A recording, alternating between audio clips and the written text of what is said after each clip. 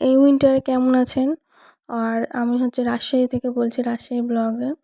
আর আজকে আরও একটি নতুন ব্লগ নিয়ে হাজির হলাম। আশা করি আপনাদেরকে অনেক ভালো লাগবে। ধৈর্য সহকারে দেখবেন।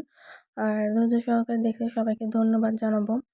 আর আমার একটা চ্যানেলে হচ্ছে, যেহেতু আমি একটা নতুন ব্লগ করছি, তো নতুন হিসেবে আমি হচ্ছে অনেক কিছু শেখার আছে, জানার আছে।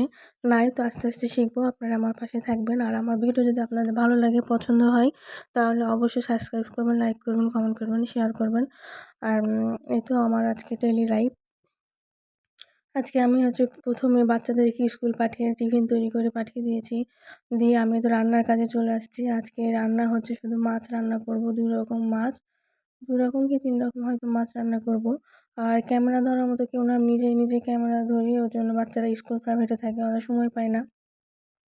আর বাড়ির সদস্যরা একটু বৃদ্ধ, ওই জন্য ওরাও পারে না। তার জন্য আমি নিজেই করি। তো একটু রান্না করি, শ্যুট করি, যতটুকু পারি সম্ভব করার চেষ্টা করি।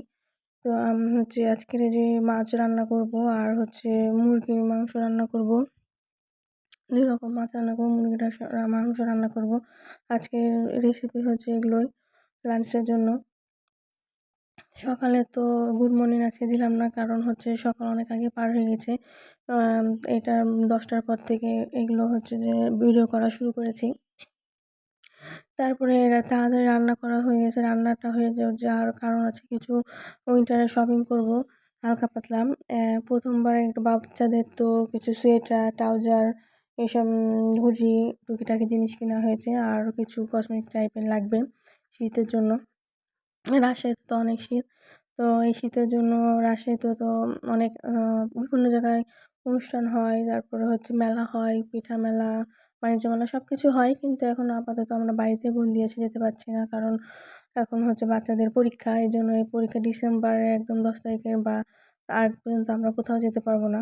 7 তারিখে পরীক্ষা শেষ, তারপরেও 9-10 তারিখের আগে কোথাও যেতে পারবো না। চেষ্টা করব পরীক্ষা শেষ হলে বাচ্চাদেরকে নিয়ে ঘোরার।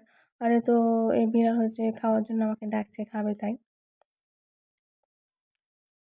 তোর ভিডিওটা এরকম হয়েছে বুঝতে পারিনি তো, এই কারণে। তারপরে দারাজ থেকে আমি কিছু জিনিস অর্ডার করেছি, যেমন বডি এক্সপ্রেশন, তারপরে হচ্ছে কিছু হালকা পাতলা জিনিস অর্ডার করেছি। ওগুলো পার্সেল দিয়ে গেছে, তো একটা একটা করে আসছে। এখন তো পারফিউমটা আসছে, বডি স্প্রেটা আসছে, আরও দেখি কী কী আসে। মাঝে মাঝে দারাজ থেকে অনেক কিছুই নিই। আর এখন তো দারাজের অফার চলছে। আ এই আজ তো এগুলো ভিডিও দেখাবো। তারপরে যেমন রান্না তো এদিকে শেষ, আমার কমপ্লিট হয়ে গেছে। আর আগে রান্নাটা আজকে করে নিয়েছি। রান্নাটা শেষ করার পরে গিয়ে আমি গোছগাছ করতে চলে আসছি। তো এই বিছানার চাদরগুলো সব চেঞ্জ করব।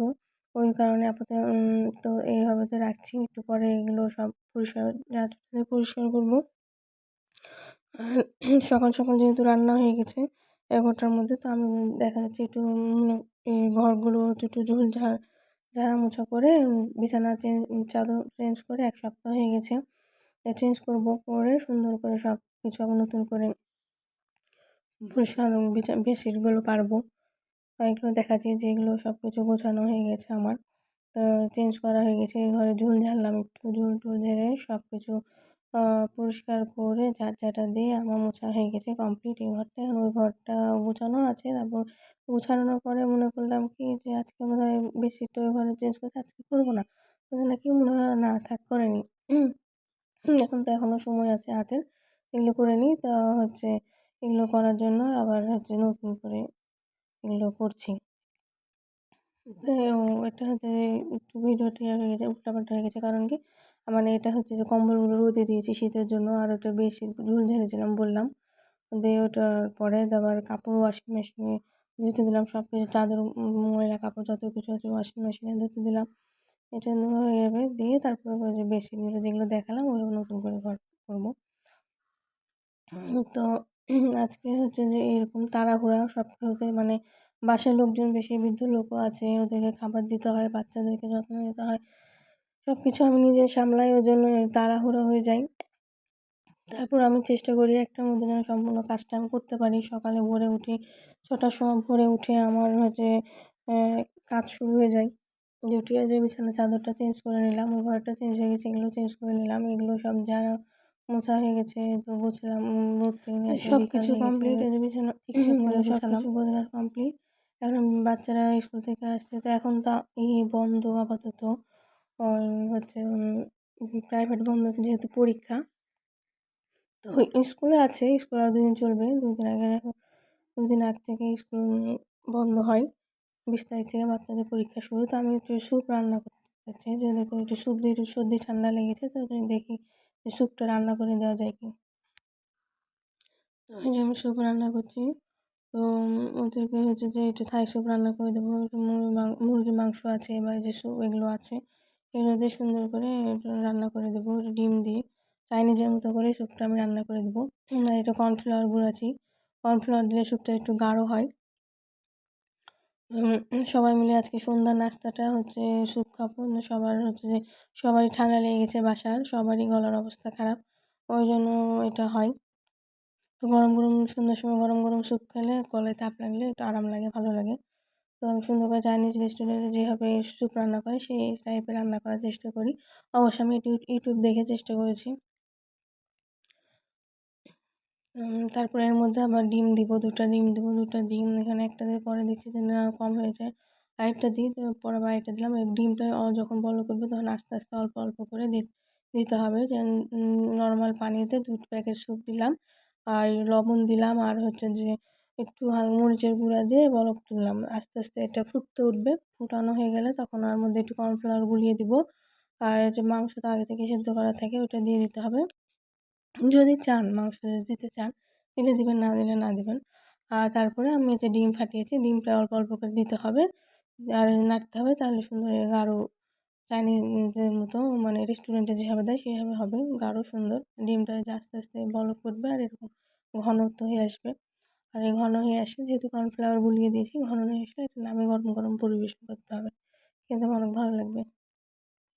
এছাড়া এর মধ্যে একটু লেবু চিপে দিলে আরও ভালো হয়। একটু লেবু চিপা, তারপর হচ্ছে কাঁচামরিচ কুচি এক্সট্রা দিয়েছি, দিয়ে আমি এগুলো খাই। তো আজকে স্যুপটা এরকম করে করলাম, রেসিপিটা শেয়ার করলাম। এইভাবে করি আর বাচ্চাদের সবার রেডি করছি, সবাইকে দিয়ে দেওয়া শুরু হয়ে গেলে তারপরে আমি হচ্ছে বসবো। আমি সবাইকে দিতে দিতে দেখি স্যুপটা ঠান্ডা হয়ে গেছে, আবার গরম করলাম, করে তখন আমি নিয়ে বসলাম। কারণ সন্ধ্যা হয়ে গেলে কাজটা আরও বেশি হয়ে যায়। কারণ কি শীতের সময় কাজটা একটু বেশি থাকে। শীতে বাচ্চাদের পোশাক আশাক বেশি থাকে, কাপড় চোপড় ধোয়ার বেশি থাকে। তখন কাপড় নেড়ে দিতে হয়, বাইরে শুকাতে হয়, ওগুলো নিয়ে আসতে হয়। একদিনের কাপড় 2 দিনে শুকায় এখন। ওগুলো হচ্ছে ঠিকমতো গুছগাছ করে রাখতে হয়। তারপর বিছানাটা সারাদিন বসা ওঠা হয়, ওগুলো আবার ঠিকঠাক করা হয়। তারপরে হচ্ছে যে চা নাস্তা করা হয়, টিচার আসেন, গরম পানি। বেশি মানুষ যেহেতু বৃদ্ধ মানুষ আছে বাসায়, তাই জন্য আর এছাড়াও আমরাও আছি, আমাদের বাসায় গরম পানি সবাই ফ্লাক্স ভর্তি 2-3 ফ্লাক্স গরম পানি করতে হয়, 2বার 3বার করে। আর এই তো আর খাওয়ার সময় হয়ে গেছে। আর রাত্রের বেলা মনে করো রাত থেকে সন্ধ্যায় এখন খাওয়া দাওয়া করে ঘুমাবে। তারপরে যে আমি বললাম না একটু শপিং করেছিলাম, ও তো ওটা ভিডিও করিনি। তো কী কী উইন্টার শপিং, এই যে সব কসমেটিক শপিং এগুলো করলাম আপাতত। তো 1ম বার তো ওগুলো করেছি, এখন ওই যে লোশন, তারপর পারফিউম, তারপরে হচ্ছে যে ক্রিম, এগুলো শীতের সময় না হলে হয় না, এগুলো খুবই প্রয়োজন। অ্যালোভেরা জেল এগুলো আমাকে ইউজ করতে হয়। বাচ্চারা আমরা সবাই ইউজ করি। তো এরকম হালকা পাতলা আপাতত নিলাম, পরে আবার দেখা যাবে। তো আজকের মতো এই পর্যন্ত। ভিডিও যদি ভালো লাগে তো সাবস্ক্রাইব করবেন। ধন্যবাদ।